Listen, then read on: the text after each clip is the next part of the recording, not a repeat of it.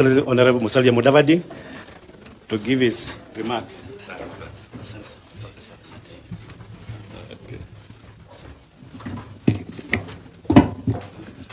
Okay, tafadhali, please be seated.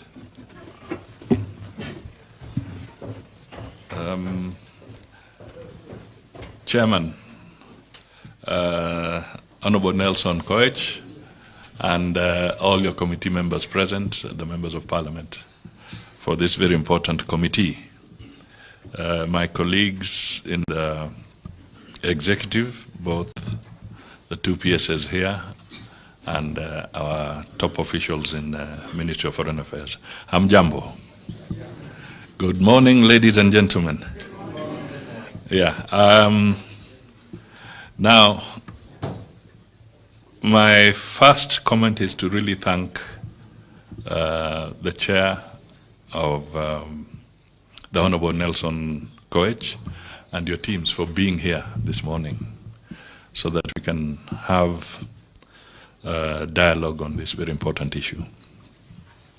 The ministry started the journey of reviewing its foreign policy mid this year, and there have been a series of engagements with the different stakeholders. For instance, yesterday we had an opportunity to engage with the Council of Governors. Today we are engaging with yourselves, and there are others that are lined up and others that have also been approached and talked to. I'm sure when the presentation is made of the roadmap to this process, you will get a better picture. Now, the issue I want to put across to you is, what aren't we doing right? You know, I think these are just the basic questions that you can help us answer. What aren't we doing right? What do you think we should do? You have hinted that there are issues that through your studies, you're noticing gaps that may be impeding our ability to engage appropriately. So this is where we would want to draw from your observations as much as possible. We are here this morning, and there is a change of government in the US where there's a new president, and we all know that since 1964, for instance, we have been engaging with the United States. But different issues have emerged over time. So we will now be looking at how do we continue to further our national interest as we operate in an environment where there's that. Of course, there are many changes. Half the world was going into election this year, as you may have noticed. But where does Kenya stand as we move forward? What are the things that we need to pivot? What are the things we need to be focused on? What are the pillars? If we may not use the word pillar, what is our North Star? In all these things, what is our North Star when we are talking about our foreign policy? There are tough questions that we want you to help us.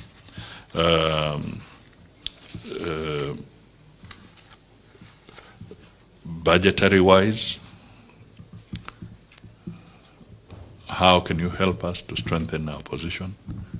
Is it that we have not been giving you sufficient information to help us obtain the necessary resourcing from Parliament? We would be looking forward to your advice on issues of how do we realize our assets globally, because we have assets globally, but are we getting the best value for them? These are factors that I think you would really help us as Parliament so that we work together on some of these things. Sometimes Parliament or the public is consumed with the vetting of ambassadors, to the extent that the ordinary person sometimes just thinks that the job of that committee is going to be vetting ambassadors, because it's perhaps the most visible moment when you're emerging out of an election, or you're just about to have new representatives, and then focus is on you. But I'm sure we all know that it goes beyond. In fact, that is a very minuscule aspect of your responsibilities. But how can we move forward more appropriately? You've talked a lot about the parliamentary democracy, the other institutions that we engage with.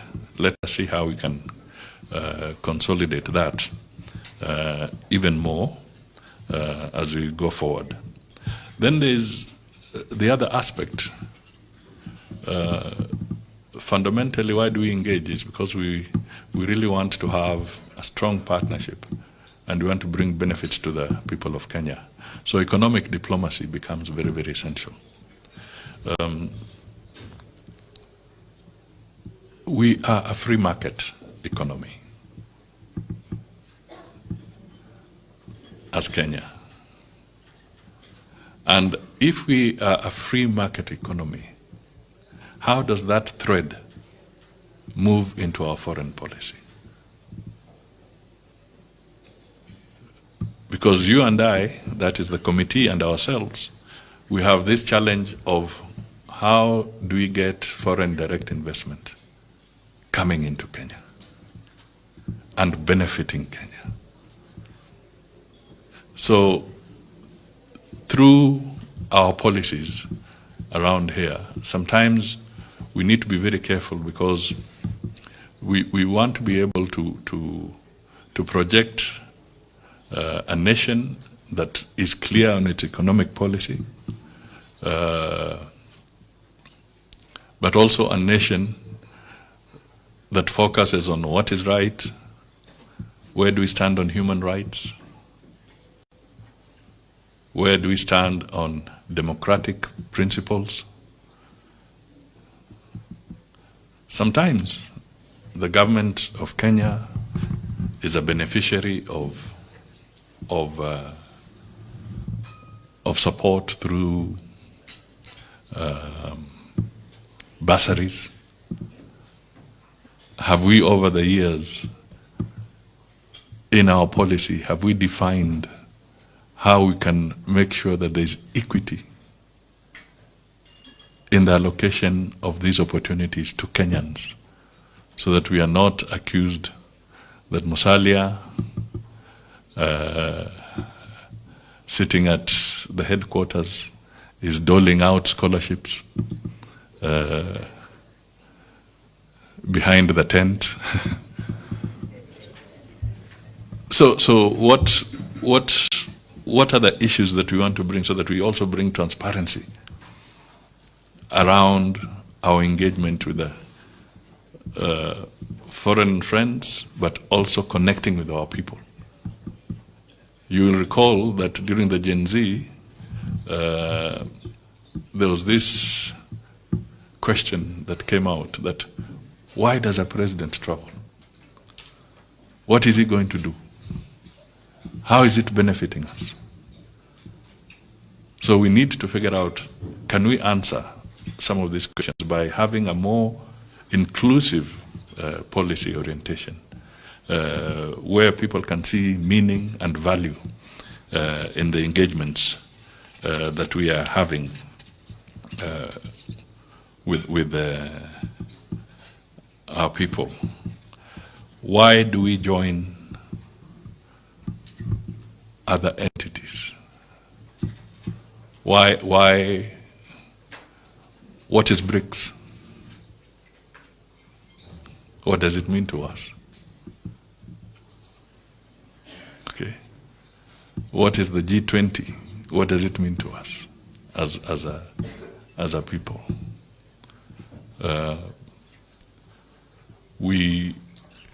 What is the G7? What is our role in multilateralism?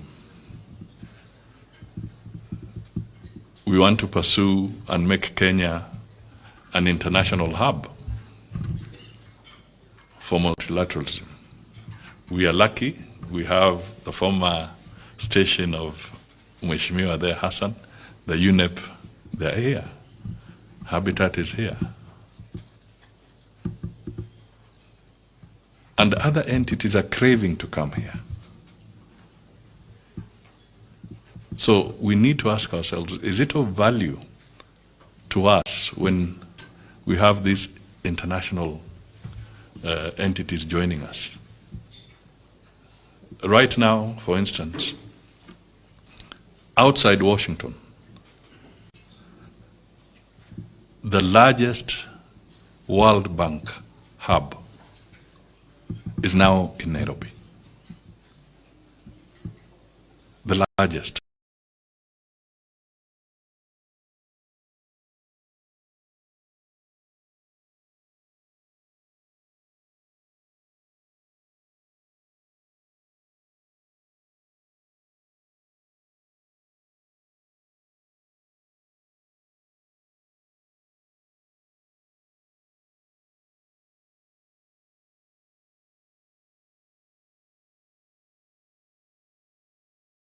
Outside Washington, D.C.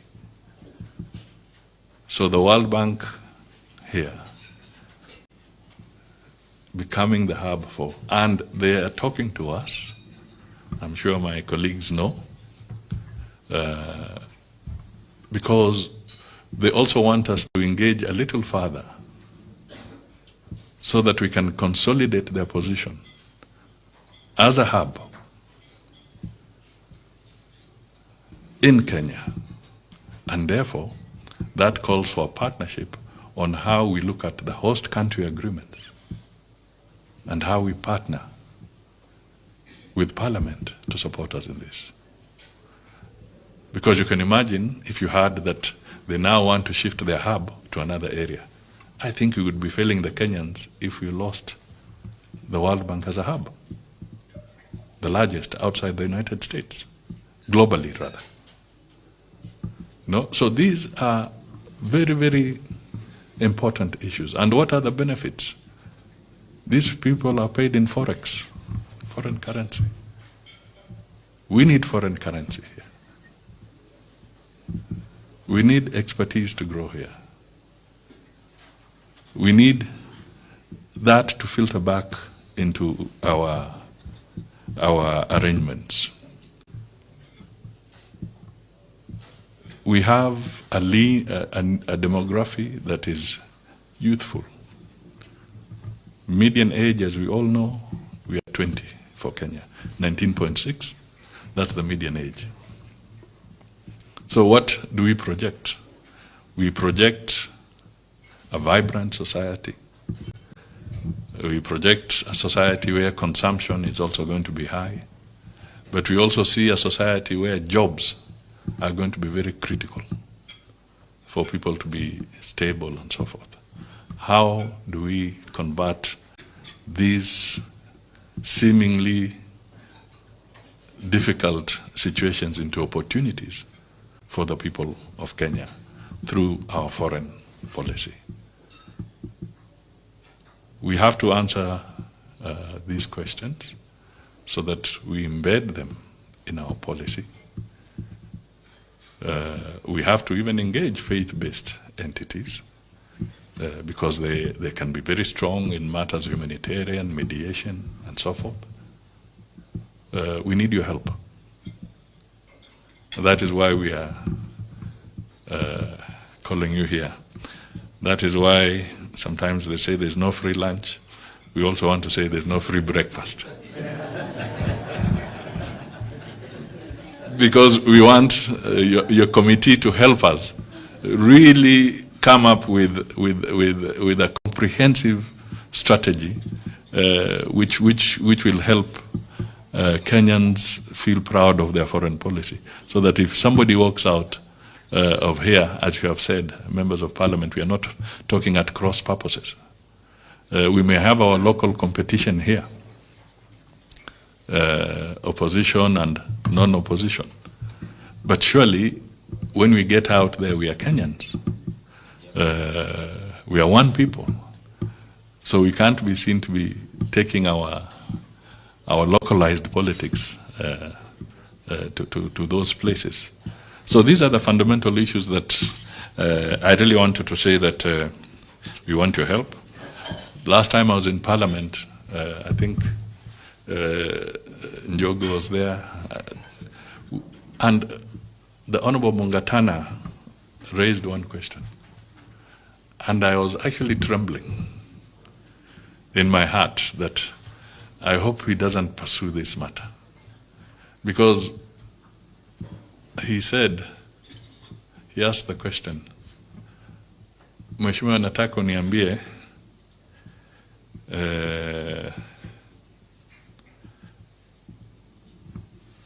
katika hiyo wizara yako, mission zako, ni watu wa Tana River ni wangapi ambao wako kwa missions? So, of course, I wriggled around kidogo, and he didn't press the pedal further. I was very relieved. You know? But the message he was asking is, when you say it's Kenya's foreign policy, is the deployment of the personnel in the foreign service reflective of that Kenyan foreign policy? Are we being fair when we look at ourselves, when we look at the deployment? These are fundamental issues that we must clear. And we clear by having coherent and objective policy positions on this matter. And that is why I have been insisting that we really must domesticate our foreign policy to get a better buy-in. We have a situation where the challenges of our employees, our officers, men and women, and they're very patriotic, I must admit, because sometimes we deploy them, but we have not taken proper account of the consumer price index in those different countries. We make it look like it is just a unilateral engagement. So I must commend these officers. They've stood out, but sometimes it is extremely difficult because we have not resourced them appropriately. They have families, they have children who must go to school. But have we done justice to them with the policy position that we have been maintaining, which we have been perhaps being hesitant to address and to confront? I want us to confront that, so that in our policy position we change things. We have a situation where we must balance. New blood is good, but what are we doing to the professional diplomats in our system? What are we doing to them? A young cadet who joins Foreign Affairs has one ambition. One day, I want to be an ambassador.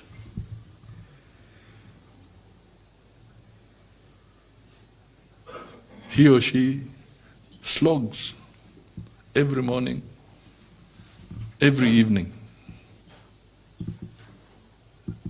because they want that. Then from somewhere, Mudavadi comes in, kutoka Mululu.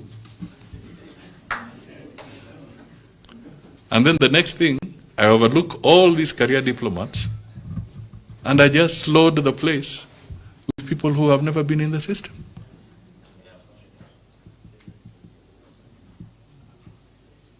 So what are we doing to our foreign service? Aren't we demoralizing them? So what should be the ratio? Should it be a ratio of 70 in-house developed and 30% infusion, either from the private sector, from other areas to blend it? So we must make some harder decisions. And those harder decisions can only stand if Parliament is with us.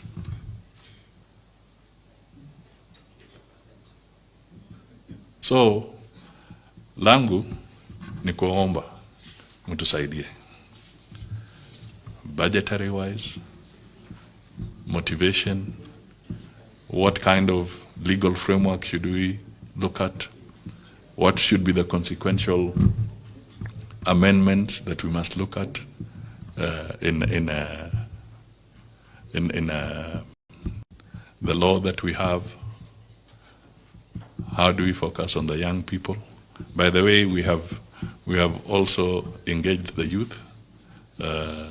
This team has engaged on what they're engaging various critical youth, young people on what they think should be part of our foreign policy. So there's a big issue, and we have this series going, and ultimately we also want to have an opportunity where the President will also comment and give his views to us as a nation on what he sees as his vision on foreign policy, so that by the time we are done, and we want then to present it to you as Parliament in the form of a sessional paper, and you in turn will also go through further processes according to the standing orders. We want ultimately to be able to say that this time we have a coherent foreign policy. We must devise, when should we review this? Should it be a 10-year cycle? Or what should it be? My colleague P.S. has talked about the diaspora angle. We must look at it critically. Right now, we are in touch with the World Bank, and they're saying that Kenya is now ripe for a successful diaspora bond if it is structured properly. We are getting close to 700 billion from the diaspora annually, but we have an opportunity that maybe in the next few years, maybe by 2027 or 2028, it might hit $1 trillion of inflows. It is now a critical factor in stabilizing our exchange rate against the hard currencies. So we need then to figure out what should be our policy position in these critical areas and translate it to a determined and deliberate foreign policy approach. So these are the questions that I thought we need to go into in depth, so that we can get reasoned positions, which we can truly say are broadly collective.